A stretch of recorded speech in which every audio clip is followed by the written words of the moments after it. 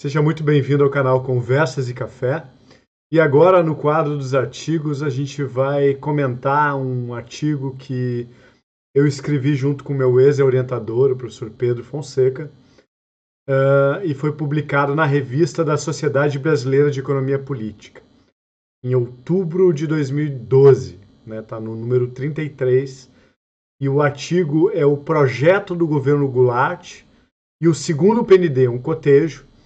Então, vamos a esse artigo.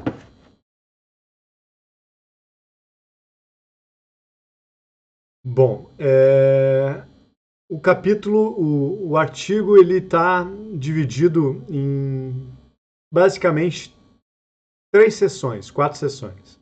A introdução,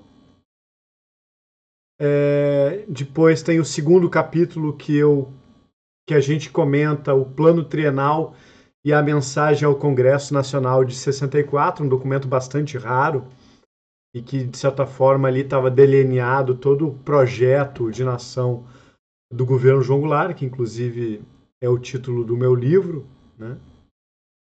Depois fazemos uma análise do segundo PND e as suas prioridades, e depois uma análise comparativa desses dois projetos, planos, né? E por fim, as considerações finais. Bom, então, o artigo ele tem como resumo, enfim, que embora em contextos econômicos distintos e com marcantes diferenças políticas e ideológicas, há notáveis semelhanças entre o projeto econômico do governo João Goulart, de 61 a 64, e o Plano Nacional de Desenvolvimento, o segundo PND do governo Geisel, de 74 a 79.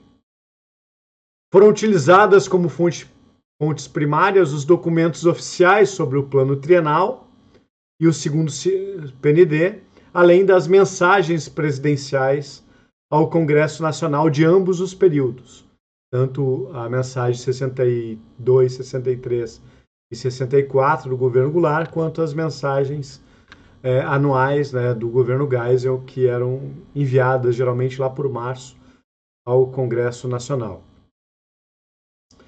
Nas quais esses planos foram expostos e detalhados e justificados. Esse artigo ele sugere uma racionalidade histórica entre os planos, que de certa forma mostra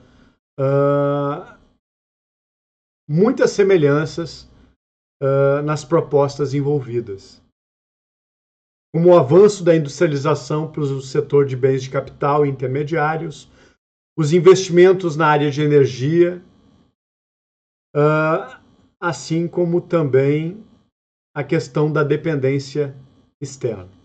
Então, o artigo ele vale muito a pena ser lido.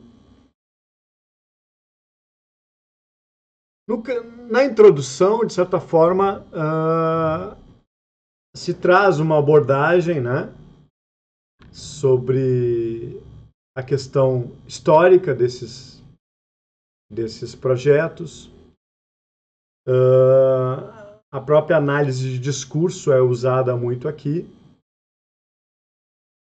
E, de certa forma, começa a se trazer na introdução essa ideia da semelhança entre os objetivos do segundo PND e do plano trienal e da mensagem ao Congresso Nacional de 64.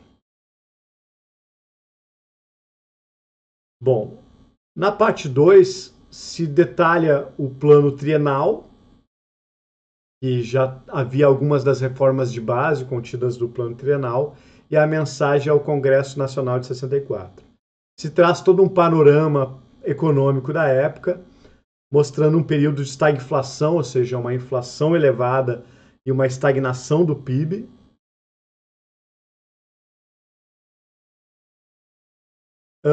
E também mostrava essa questão da estabilidade monetária com o crescimento econômico, onde o plano trienal tentava trazer a ideia de aliar essas duas coisas, né?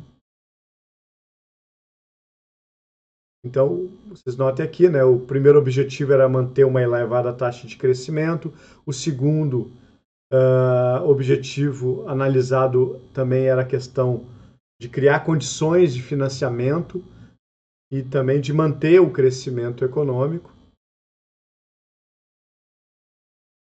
Mostram a importância do papel do Estado na condução das reformas e também em relação à questão do segundo PND, da importância do Estado, né? Tem um outro artigo meu que está postado aqui no canal também, que eu mostro a ideia de que o segundo governo Geisel tenta retomar o nacional desenvolvimentismo, embora não retome o trabalhismo, o projeto trabalhista.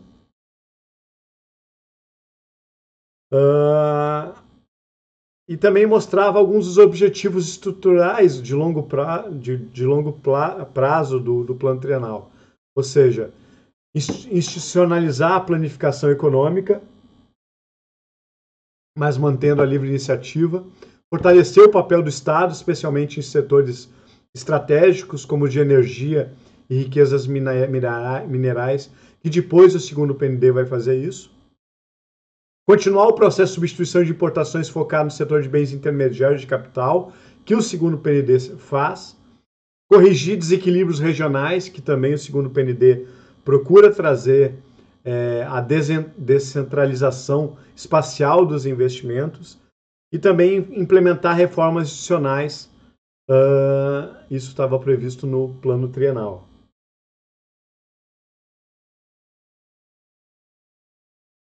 Bom, passando aqui, o artigo dá mais ou menos umas 20 e poucas páginas, né? Mostra os investimentos em infraestrutura que o Jango pretendia, né? Especialmente na questão da energia, né? A expansão da capacidade das usinas geradoras, a extensão dos limites das linhas de tensão, enfim, havia toda uma ideia de investimento em energia, onde o segundo PND vai fazer.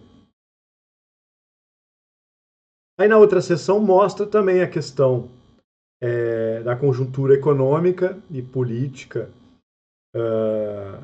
da implementação do segundo PND, quais eram as prioridades que muitos se assemelham ao projeto do Jango.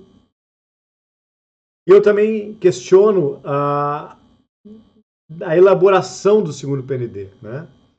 Foram muitos profissionais ligados ao IPEA, ao próprio BNDES, mas foi um plano implementado de forma muito rápida. Então, essa própria palavra cotejo, semelhanças, elas acabam sugerindo que talvez muitas das coisas que foram implementadas no segundo PND tenham sido inspiradas, trazidas de volta do que estava sendo apresentado lá no governo Jango. Isso é um insight interessante, tem que ser mais aprofundado, mas quando eu fiz a minha pesquisa, a impressão que eu tive é que o plano caiu, assim, pronto. Ou seja, eu até fiquei desconfiado que muitas coisas que foram implementadas no segundo PND foram copiadas e contextualizadas, trazidas de volta lá no governo João Goulart. Notem que interessante, né? Áreas prioritárias dos investimentos do segundo PND, insumos básicos, infraestrutura e energia, bens de capital, que era o que o Jango pretendia. E aí, por fim, no artigo, eu e o professor Pedro, a gente faz uma análise comparativa, né, das semelhanças entre o plano trienal, a mensagem ao Congresso Nacional e o segundo PND. E aí tem um quadro muito interessante, que está no meu livro também, onde eu coloco essas semelhanças. Por exemplo, taxa de crescimento, ambas tinham uma taxa alta de crescimento. Objetivos de longo prazo, ajuste na estrutura de oferta,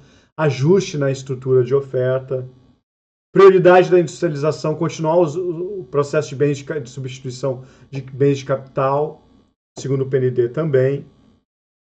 Elevados investimentos em recursos naturais, ambos tinham essa ideia. O Jango pretendia a construção de uma hidrelétrica no Rio Paraná, que seria o projeto Sete Quedas, mais ou menos onde é a hidrelétrica de Itaipu, que foi construída no governo Geisel, no segundo PND. O Jango já pretendia isso, e se chamaria Sete Quedas. O pesado investimento em energia nuclear que se pretendia fazer e o governo Geisel fez, especialmente com a criação da Nucleobras, né? A questão de ampliar o petróleo e prospecção, ambos fizeram. Transporte, incentivos a ferrovias, o governo Geisel também fez. Incentivos dados pelo BNDES e pelo BNDE, que na época não tinha o S de social, ambos. Né? O governo Goulart cria a instrução 2412 da SUMOC, que revoga a instrução 113, feita no governo Café Filho e continuada no governo JK, que favorecia as empresas multinacionais. O governo Geisel tenta retomar a ideia de fortalecer a indústria nacional e reserva de mercado. Ambos haviam essa ideia de reserva de mercado. Havia uma ideia de descentralização espacial dos investimentos para corrigir desequilíbrios regionais, tanto no governo Goulart quanto o que foi feito no governo Geisel. A questão da siderurgia, né? Soda de cloro, química e petróleo, petroquímica.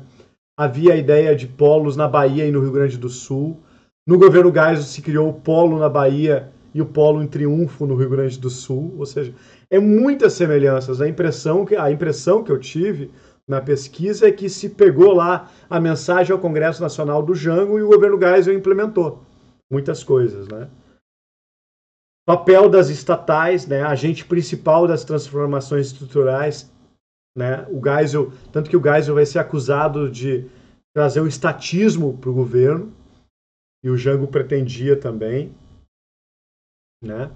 Então, assim, há muitas semelhanças entre o projeto do governo João Goulart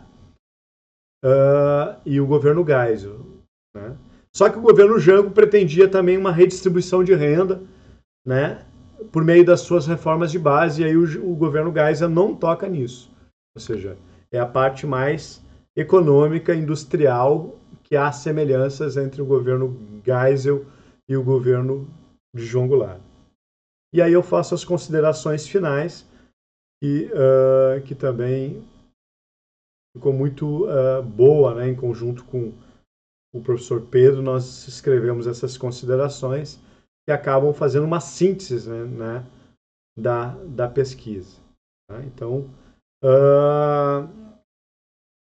algumas das referências aqui, né? Inclusive está o meu livro aqui, né?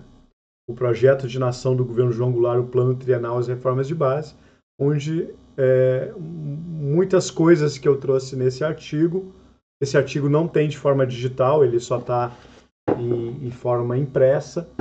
Então, mas muito do que eu falo aqui está lá no meu livro, então se vocês ficarem interessados, vai lá, busca, corre no Google, compra o livro, que muita coisa está lá. Ok? Eu espero ter contribuído com essa ideia de que no governo Geisel, tanto que havia, alguns diziam que o processo de substituição de importações tinha se esgotado lá em 64, né? E que o Geisel acaba mostrando que não, que faltava ainda para o processo de industrialização brasileira o processo de substituição de importações em bens de capital. Porque o Getúlio começa os bens não duráveis, que são, enfim, tecidos, alimentos, enfim, e também o Estado muito na parte de infraestrutura, bens intermediários. Né? O Jango defendia que a próxima etapa seria os bens de capital, só que o JK acaba invertendo a lógica e acaba indo para os bens duráveis. Mas isso era contrário ao projeto nacional desenvolvimentista do Getúlio e do Jango. A ideia é que depois dos bens não duráveis intermediários, se fossem para os bens de capital, que é máquinas e equipamentos, e só por fim os bens duráveis. E esse artigo ele mostra que o processo de substituição de importações não estava esgotado e que o Jango estava certo na ideia dele, tanto que o Geisel acaba fazendo isso 10 anos depois. Então eu espero que vocês tenham gostado. gostou, se inscreve no canal, compartilha esse artigo e vale a pena a leitura. Muito obrigado.